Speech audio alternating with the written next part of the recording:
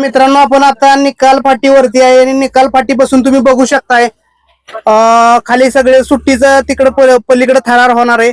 खाली सुट्टी आहे आणि निकाल फाटीपासून तुम्ही वरती बघू शकताय इकडे थांबायला जागा आहे, बघायला डोंगर आहे, त्यामुळे एकदम चांगली फाटी आहे.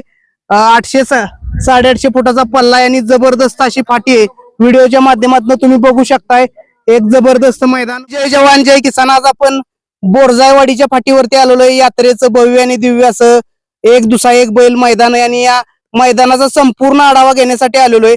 आणि पहिल्यांदाच आपण बघितलं असेल की यात्रा म्हटलं की एवढी सगळी मंडळी आज बाईटसाठी या ठिकाणी उपस्थित झाली.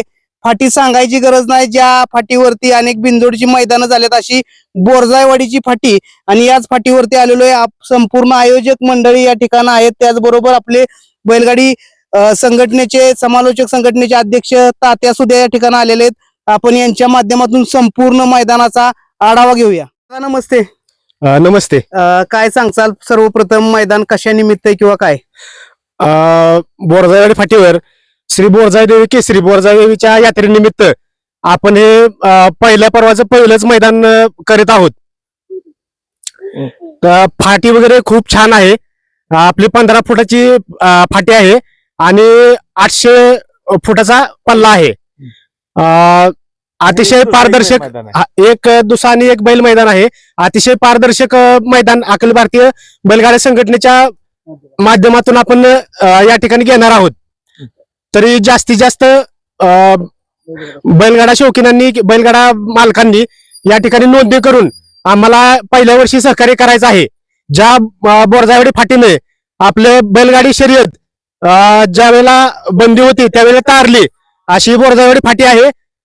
तरी सर्वांना विनंती आहे, सर्वांना आवाहन आहे की या आमच्या फाटीला पहिलंच वर्ष आहे, सर्वांनी बरोबरून आम्हाला प्रतिसाद द्यावा, जेणेकरून पुढच्या वर्षी आम्ही भरघोस बक्षीस ठेवून या ठिकाणी आपल्याला सुद्धा सहकार्य करणार आहोत.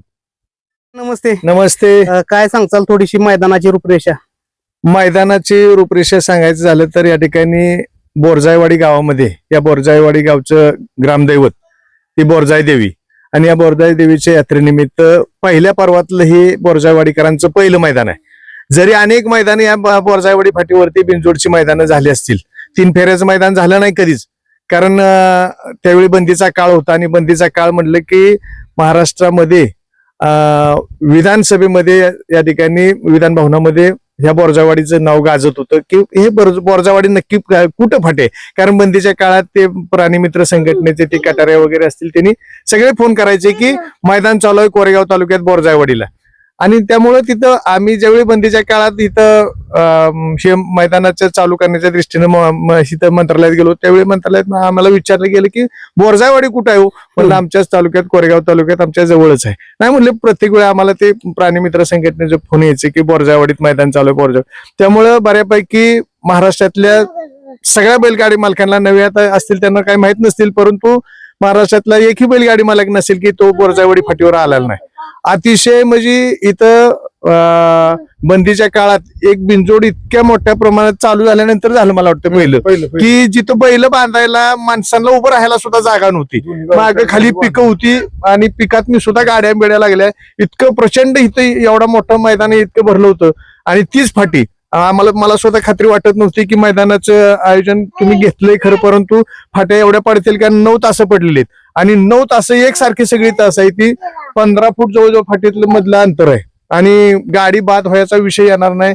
एक सुंदर असं मैदान अतिशय सुंदर बनवलंय. खाली 2 पिपरणी होत्या आपल्याला माहित असतील त्या पिपरणी काढल्या आणि 9 तास बनवली. 9 तास बनवत असताना एकसारखी तास आणि कुठल्याही बैलावर ते अन्याय होणार नाही या पद्धतीची तास बनवून त्यांनी मैदान तयार केलेलं आहे. आणि वैशिष्ट्य सांगतो तुम्हाला की हे मैदान आदतनं सुद्धा पळावं त्या मैदानात असं मैदान आहे, कारण रान काटण्याचं रान पळणे योग्य. त्यामुळं आदतच्या वासर जर या मैदानात सहभागी झाली तर यात्रा कमिटीच्या सर्वांच्या विचारानं जे आदत मैदानात गट पास करणार आहे त्या आदतला सन्मान चिन्ह आणि 1000 रुपये त्या या ठिकाणी लगेच त्याला दिली जाणार.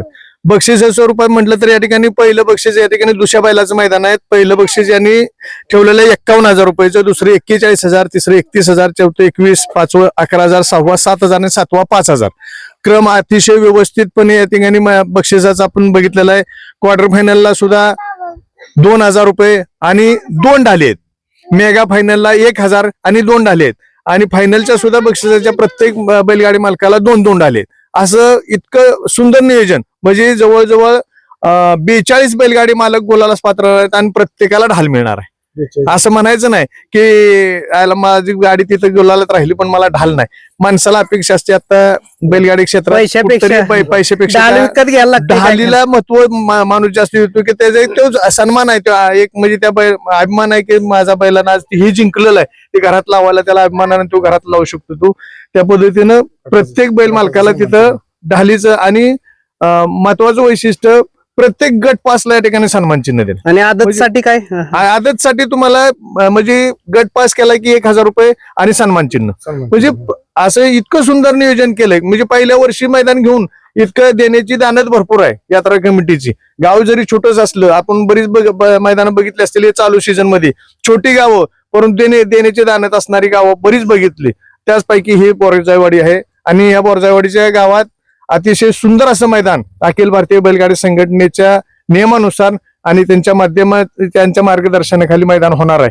त्यामुळं मी बैलगाडी मालकांना, महाराष्ट्रातल्या तमाम बैलगाडी मालकांना विनंती करेन की आपण मैदान खेळत असताना मैदानाचं आयोजन, नियोजन, त्या गावाची देण्याची दानत, यात्रेचं मैदान, हे सगळं बघून आपण मैदानं खेळली पाहिजे. आणि त्यातलं हे एक मैदान अवश्य आपण खेळावं.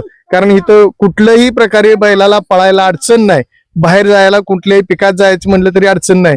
कुठेही बैलाला दुखापत होईल अशी कुठली अडचण नाही. सुंदर असं मैदान या ठिकाणी तयार केलेलं आहे. सर्वांनी या मैदानासाठी, पाऊस पडला तरी काय अडचण नाही, चालू पावसात सुद्धा मैदान चालू होणार. अगदी चालू पाऊस, तुम्ही आता अवकाळी पाऊस आता सगळ्या महाराष्ट्रात पडतोय. बऱ्यापैकी मैदान आता काही कॅन्सल झालेली मला काल आपण बघितलेली आहे. पण ही तर अगदी चालू पाऊस जरी असला ना, तर अवकाळी पाऊस म्हणजे काय अगदी कंटिन्यू लागून राहत नाही. थोडासा पडला, उघडून गेला की लगेच मैदान चालू होणार. कारण मैदानात अडचणच नाही, कुठं असं बैलाचा पाय सुद्धा राहणार नाही.